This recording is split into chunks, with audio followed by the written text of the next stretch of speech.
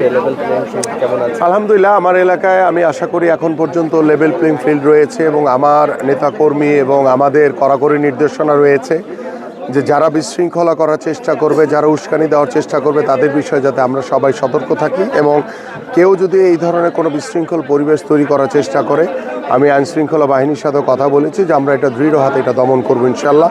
এবং আমার এই এলাকায় এখন পর্যন্ত আইনশৃঙ্খলার পরিস্থিতি সব কিছুই স্বাভাবিক রয়েছে ইনশাল্লাহ। আমরা আগামী 12 তারিখ একটি নিরপেক্ষ সুষ্ঠু ভোটের মাধ্যমে ইনশাল্লাহ আমার এই এলাকার প্রত্যেকটি ভোট কেন্দ্রে ভোট অনুষ্ঠিত হবে এবং আমরা একটি বাস্তবিক অর্থেই নিরপেক্ষ নির্বাচন অনুষ্ঠিত করতে পারবো ইনশাল্লাহ। আর এখানে আমাদের কিছু সমস্যা রয়েছে, সেটা আপনারা জানেন যে একটি দল জামাত তারা মিথ্যাচারের জন্য সবসময় তাদের নতুন একটি পদ্ধতি নিয়ে তারা মিথ্যাচার অপপ্রচার করে যাচ্ছে। তো এই ধরনের মানসিকতা নিয়ে তারা নির্বাচনের আগে কাজ করছে।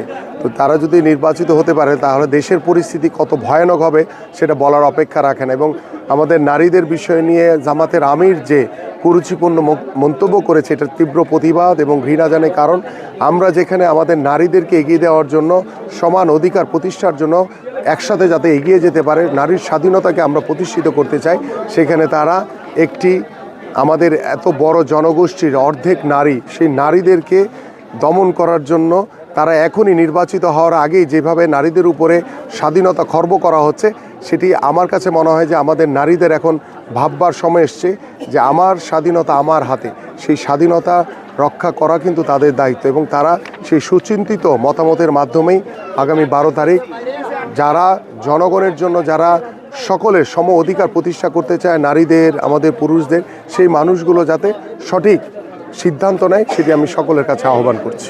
একটি বিষয় যে জামাতের আমিরকে দেখছি বিভিন্ন সময়ে নানা রকম মন্তব্য করছেন, বিএনপিকে নিয়েও মন্তব্য করছেন, চাঁদাবাজির অভিযোগও করছেন। এটি কি আসলে ক্ষমতায় যাওয়ার জন্য? এটা ক্ষমতার যাওয়ার জন্য মিথ্যাচার অপপ্রচার ছাড়া কোনো কিছুই না। কারণ তাদের কিছু কমন ডায়লগ আছে, সেই কমন ডায়লগের বাইরে গিয়ে কোনো কিছুই খুঁজে পাচ্ছে না তারা। তো যার কারণে তিনি একজন শীর্ষস্থানীয় নেতা হিসেবে তার কাছ থেকে যে রাজনৈতিক শিষ্টাচার থাকা উচিত সেটা আসলে আমরা দেখতে পাইনি। সো আমার মনে হয় এটার সিদ্ধান্ত আগামী 12ই ফেব্রুয়ারি বাংলাদেশের জনগণই সিদ্ধান্ত নেবে ইনশাআল্লাহ।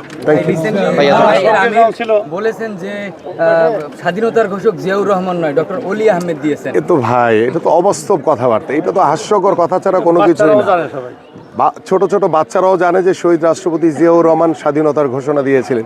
তিনি রাজনৈতিক ফায়দা হাসিল করার জন্য বিগত হাসিনার মতো তিনি সেই পদ্ধতি হাতে নেওয়ার চেষ্টা করছেন। বাট বাংলাদেশের মানুষ এখন অনেক সচেতন। বাংলাদেশের মানুষ কোনো মিথ্যাচারকে কখনোই প্রশ্রয় দিবে না এবং বাংলাদেশের কোনো দায়িত্বে কখনোই কোনো মিথ্যাচার হতে পারে না ইনশাআল্লাহ। কথা বলে কি আসলে ভোট কখনোই হয় না, বরং আরও ভোট কমে যাবে তাদের তো ফিক্সড ভোট। তারা বিভিন্নভাবে প্রভাবিত করার চেষ্টা করছে জনগণকে। বিকাশের নাম্বার নিয়ে, বিকাশের টাকা দিয়ে তারা আপনার ভোট কেনার চেষ্টা করছে। তারা এনআইডি নাম্বার নিয়ে ভোট জাল করার চেষ্টা করছে। তারা নারীদের নিয়ে কটূক্তি করেছে। এখন তারা বলছে যে স্বাধীনতার ঘোষক হচ্ছে উমুক। এগুলো মানে ফালতু কথা ছাড়া অন্য কোনো কিছু না।